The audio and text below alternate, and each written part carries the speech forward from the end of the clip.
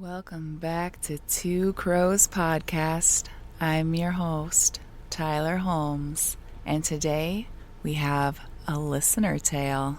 Did you like those little crows in the beginning? I'm playing with them because my lovely co-host from Frightening Frauen, Lee, sent them to me this morning, and there was a full-on murder, not an attempted murder of crows.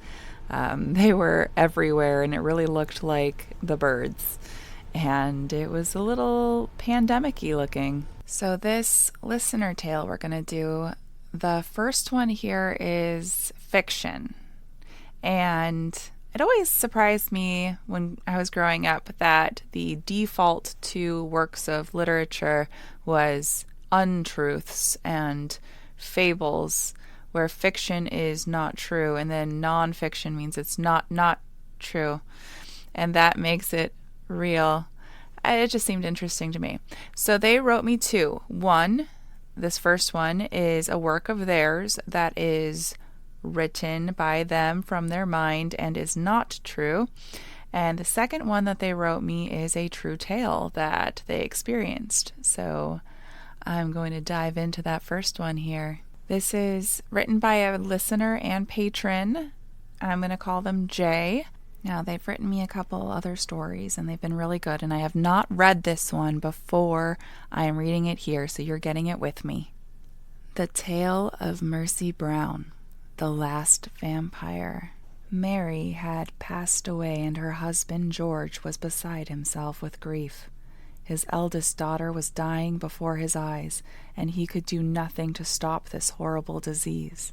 From doctor to doctor he went, begging for treatments, as many families did. Each doctor had a new name for it, and confusion spread. Consumption, phthisis, and more. George was ready to try anything to save his daughter, and yet Mary Olive, his oldest daughter, passed away as well. George began to question modern medicine. They told him that Robert Koch had found the cause of the illness in Germany less than 4 years before, and was now searching for a cure. Yet still they could do nothing for his wife and daughter, his beautiful, darling daughter Mary Olive. Why? Why has medical science let him down? Why has everything changed for the bad? When he was a child, there were still illnesses. You were bled, you were recovered. That was science then.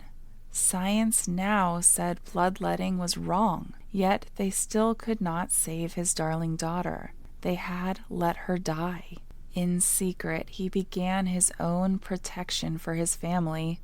What the doctors would not allow to be done, he did himself. He did not have the tools that medical science had, but nature had their own bloodletters. He began raising leeches in an insulated box to protect them from the New England cold. Carefully, he bled his son and remaining daughter to prevent the illness, that which had killed his wife and eldest daughter. "It's in your blood, it's in our blood," he would mutter to his children over and over again. Mercy and Edward contracted the illness a year after their sister's death, and George became adamant, trying to convince medical science to bring back the treatment he knew growing up must work. To doctor, up and down the countryside he would take her, risking any medical treatment to save his beautiful Mercy and his only son. He told her over and over again, "It's in your blood, it's in your blood." For a year she was poked and prodded by doctors, and every week her father bled her, reminding her, "It's in your blood, sweet Mercy, it's in your blood." Doctors were eager with new knowledge of bacterial infections and the discoveries of Louis Pasteur and more recently Robert Koch. It was a year before Robert Koch would announce the discovery of a tuberculin, an immunization against tuberculosis. Even though it would prove not 100% effective, every new doctor knew the race was on. All you had to do was find an elixir, a mild poison, or a chemical, or a plant that would kill the illness within the body without killing the person. Science would prevail, and the doctor who found the cure would be more famous than Louis Pasteur. He would be celebrated across the globe. They turned to myth, they turned to ancient herb knowledge, they turned to pure speculation and experimentation. Mercy was dying. It was apparent from her wasting appearance that the consumption was draining her of her life. Her skin was pale, her body thin. She was tired and without energy. She was showing all the signs of advanced stages of consumption. But they did not know that her father was also secretly bleeding her, so she suffered also from anemia, from this unknown and unseen cure. Poisons were tried. History showed the effectiveness of mild doses of arsenic and other poisons, yet she was so weak. They had to lower the dose so much to prevent the cure from killing her. Nothing worked. They ignored George's rantings. It's in her blood, as an understanding of the bacteria pathogens that science had recently discovered. This was a man who could not accept science and not superstition. This was a man who cared so much for his daughter. He would do anything to protect her and her brother. When the advanced signs of illness showed on George Brown's son, they sent him to a treatment camp in the Southwest in hopes of saving his life, and all medical experts turned their focus on Mercy. It was one of these doctors who tried a very special poison extracted from a strange fish in the Orient. Perhaps it could do what other poisons could not. It was the final mistake that did Mercy Brown in. She died? January 17th, 1892. She was entombed above ground because of the harsh winters. She would be buried at the spring after thaw. Edward recovered some in Colorado, only having to deal with the consumption and not the bloodletting. He grew stronger. However, he returned to find his sister already dead of the illness that lived within his blood. And Mercy, poor sweet Mercy. Mercy felt her entombment, felt her death, paralyzed with tetrodotoxin. No one embalmed her. It was too early for this practice. She would truly have died that January. In her paralyzed state, she heard over and over her father's words. It's in your blood, Mercy, your blood, your blood, your blood. She heard it 100 times over and over again before she woke, cold and shivering and undead. She had heard tales of vampires from a child. She knew the illness of the blood that brought others back to life, and weak and hungry, she knew what she needed to survive. She dared not take a human life. She dared not stay out until dawn. She killed none of those that are blamed on her. But she killed, she drank, she preyed upon the cattle and the sheep, believing the superstition that she had turned into a vampire. Stronger, from lack of bloodletting and fresh food, she knew this curse was real, that she was real. She was a vampire. And yet, she was still dying. No longer weak from anemia, she was still dying of consumption. She missed her family, especially her brother Edward. Edward was receiving new treatments, and with his anemia combined with medical treatments, was not in the best of health. She would sit at his bedside and talk to him of the world at night. Edward remembered bits and pieces through his drug-addled mind, and superstition flared. Finally, he claimed that she was sitting on his chest one early morning as she talked to him. He told her that she was stealing his breath away. She cried all the way back to her tomb, afraid that her being a vampire was killing her brother, without even drinking his blood. She lay down in her crypt again, removing the extra clothing she stole to stay alive. She dressed again in her burial dress, and she cried and cried and cried for her brother until she had no tears left to cry. And upon the stone in which she was buried, she froze to death in the last chill before spring. She was buried, unseen and only days after her true death, in the ground, even as rumors flared. George believed Edward was seeing his sister, and superstition demanded they find the true cause of his illness. This was not consumption. Medical science was lying to him. His wife and his eldest daughter were exhumed. The bodies were decayed, proved they had died a normal death. But Mercy, Lord help Mercy. Mercy looked as if she had died recently. Her hair and nails had grown. There was still blood in the veins beneath the pallor of dead skin. She looked as if she had died less than a week ago, which she had, to save her brother Edward from her own fate. History tells what the village and her father did to the dead body of Mercy Brown, the vampire, that he, George Brown, had created. After all, everyone knows that every vampire must be fathered, and Mercy Brown, the last vampire, was definitely fathered by the superstitions of her own true father, George Brown. Now, I didn't read this before I read this here, which is very ironic because one of the stories that I'm working on right now is the actual myth of zombies and vampires brought on by the poison within pufferfish. And this is a historical fiction tale where they're not sure exactly why she was not decayed at all when they did bring her up.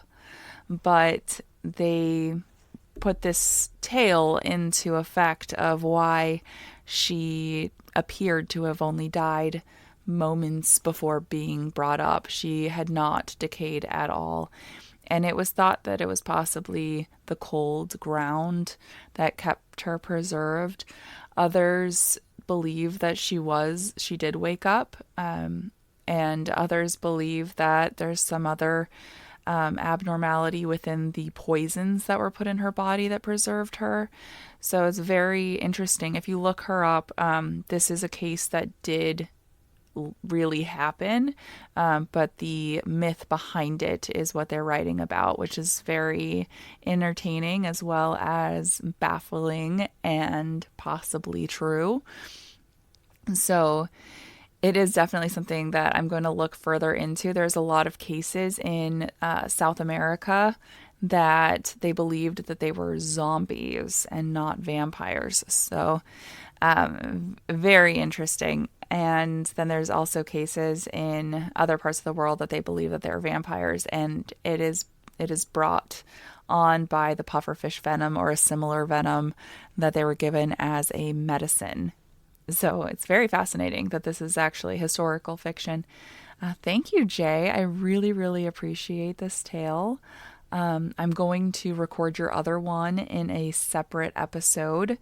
I'm going to do a little bit of housekeeping now. So there was a news article that I saw and immediately thought of all of you. How to enter $1 million competition for recording extraterrestrial activity on your Ring device. I have Ring. I would love to catch some extraterrestrial activity and get paid $1 million. Ring is showing that their surveillance.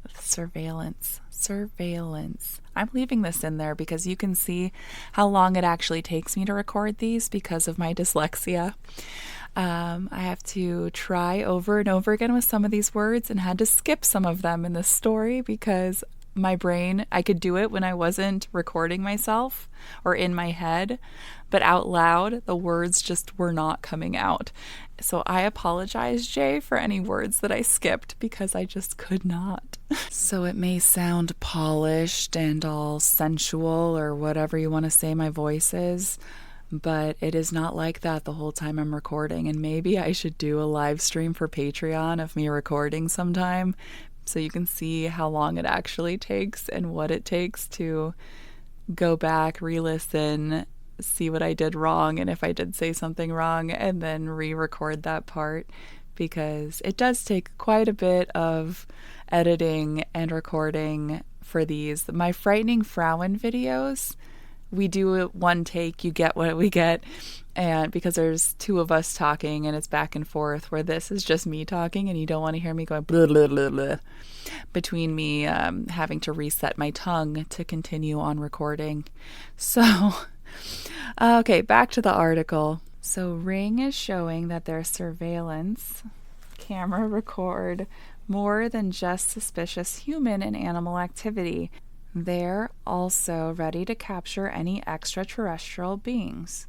Home security company has announced their $1 million search for extraterrestrials competition, where they encourage users to film an extraterrestrial sighting with their Ring device.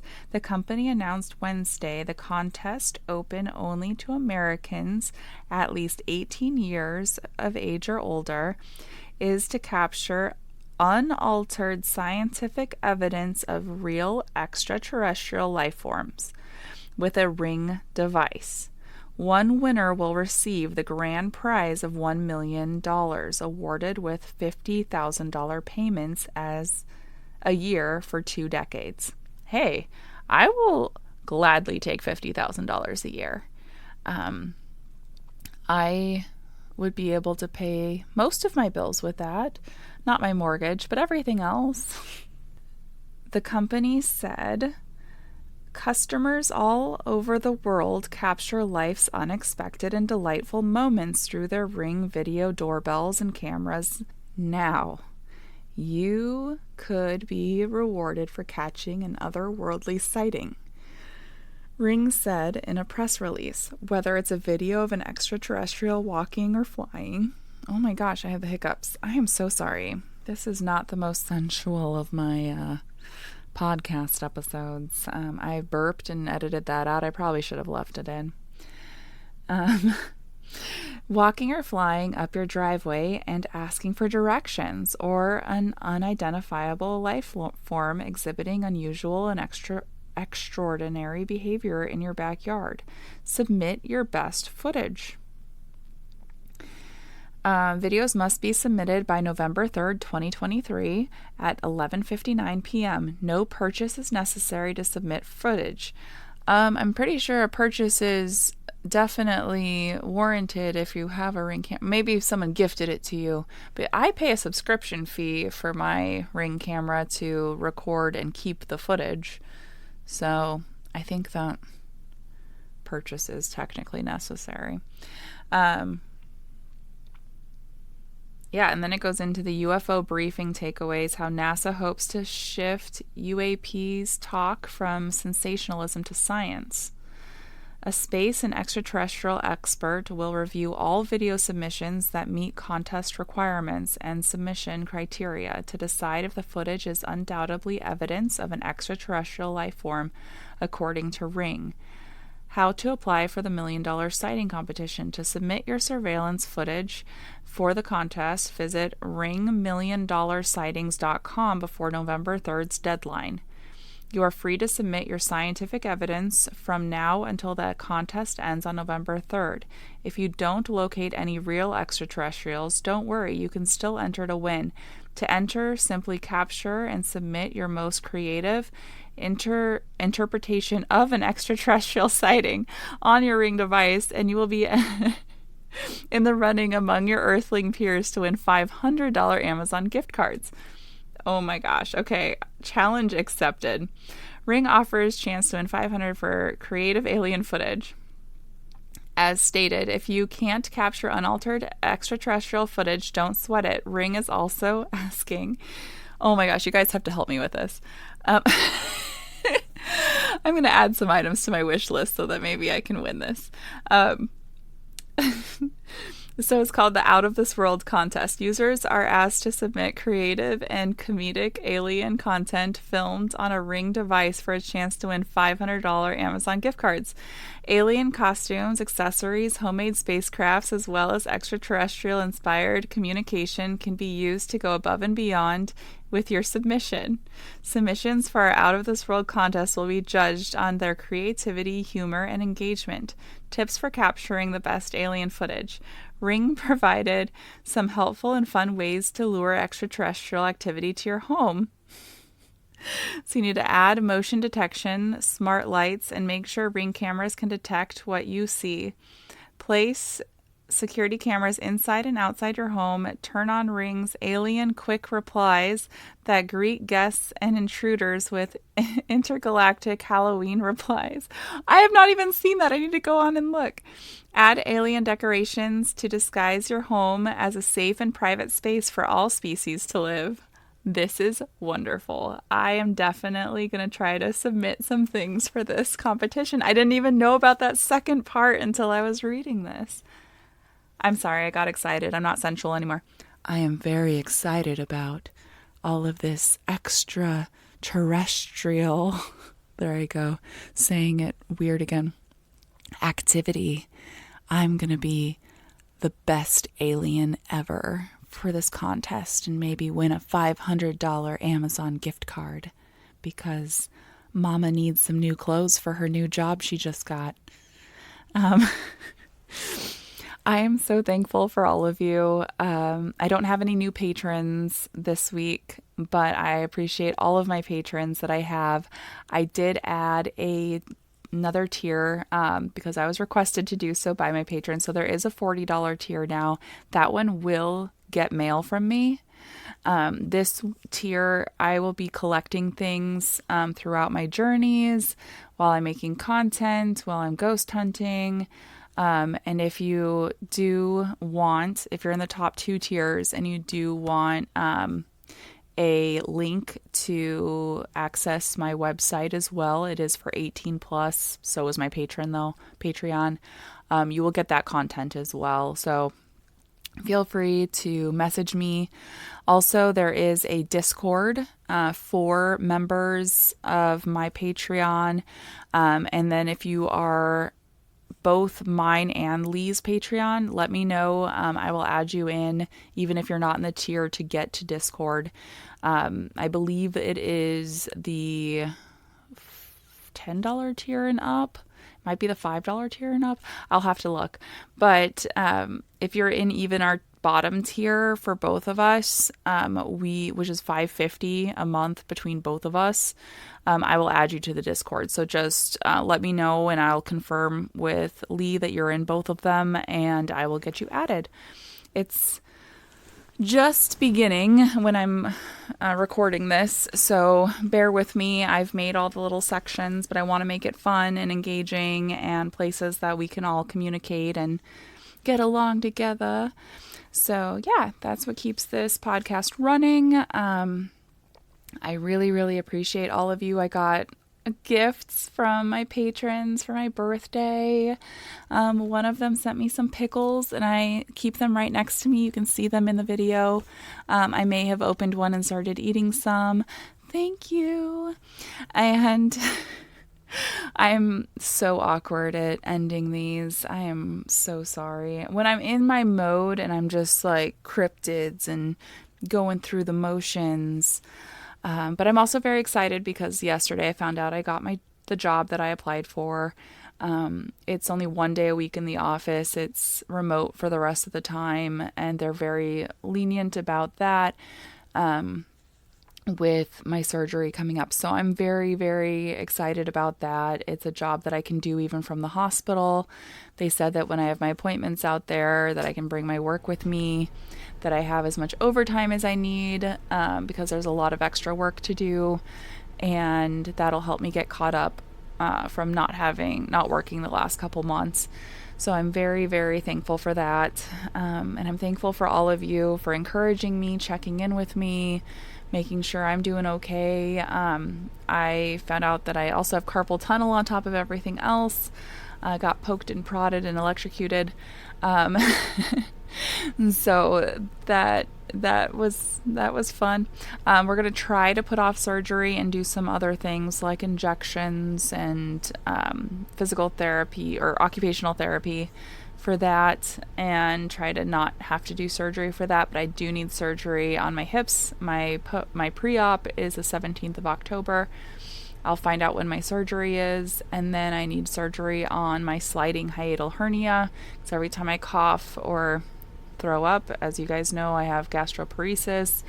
My stomach is going into my esophagus, and it's getting worse and worse and worse. So I had it tested a year ago, and it was not nearly as bad as it is now.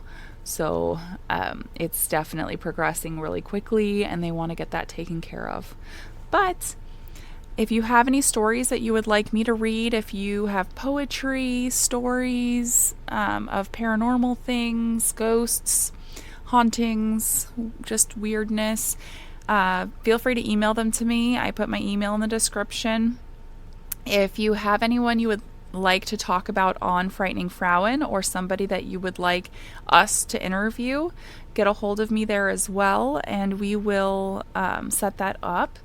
And don't worry about having any fancy equipment. As long as you can log into Zoom, we can do that. If you feel that you have a story that you want to tell on my the Two Crows episodes, where it's just paranormal and weird stuff, I am looking for people to come on and do that as well.